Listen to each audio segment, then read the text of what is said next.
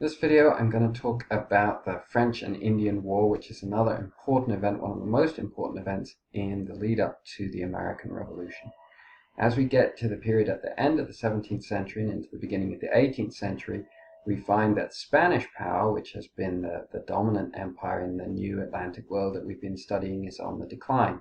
And in its place we have a new rivalry between France and Great Britain as to which of these powers will come to dominate the Atlantic, and actually colonies throughout the rest of the world. And so France and Britain will fight a series of wars over the course of the first half of the 18th century. But the one that directly impacts North America is called the French and Indian War, sometimes also called the 7 Years' War. This war breaks out as French and English colonies in North America collide for the first time. So we have English colonies that are beginning on the east coast and are spreading further and further west. And then we have French colonies in the north that are spreading south. And how are they spreading? They're spreading through the river valleys of the region. And so in this case, we have French colonies that are spreading south from the Great Lakes down the Ohio River Valley. And this is seen as a threat by the English colonists to their further expansion westwards.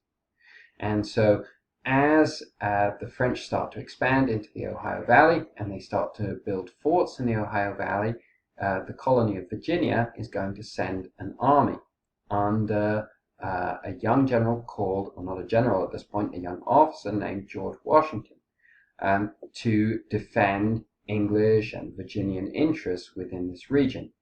And they fight several battles around the area of what today is Pittsburgh.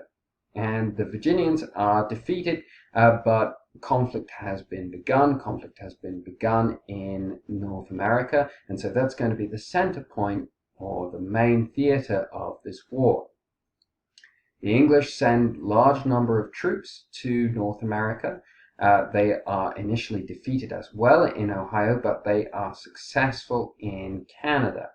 And in 1759, so about 4 years after this war began, in 1755, the English achieve a great victory when, against all the odds, they capture the settlement of Quebec. Remember, Quebec is at the beginning of the French River Empire of Canada. It's the gateway to this empire. So even though the war will last for another 4 years after this point, the English can really put a stranglehold on the French colonies, and it's not going to be possible for the French to be successful in defending their colonies against the English.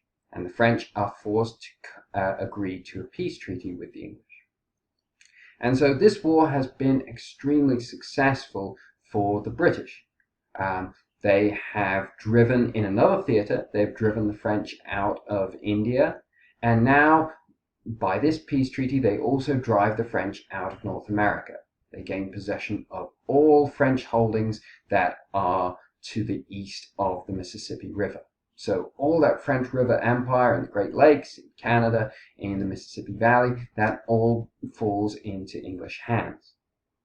The Spanish have also fought alongside the French and have been defeated as well. And so Britain also receives the territory of Florida. And so this is a great victory for Great Britain. It establishes it as the preeminent power in the world at the time, but it also raises some challenges for the British. The first is the challenge of a significant war debt that now has to be paid off. Another challenge is that they have brought a large number of soldiers into the North American colonies, far more than previously had been the case. And this contributes to a growing unease in the relationship between the North American colonies and between the British. That now, as a French minister at the time recognized, the English colonies no longer needed the British to protect them. And so this interest in a culture that was very much focused on independence that we talked about in the last video, this is going to rise more and more to the surface in the American colonies, and it's going to contribute to this growing uneasiness in their relationship with the British, and it's going to make that relationship much more difficult, as we'll see in our next video.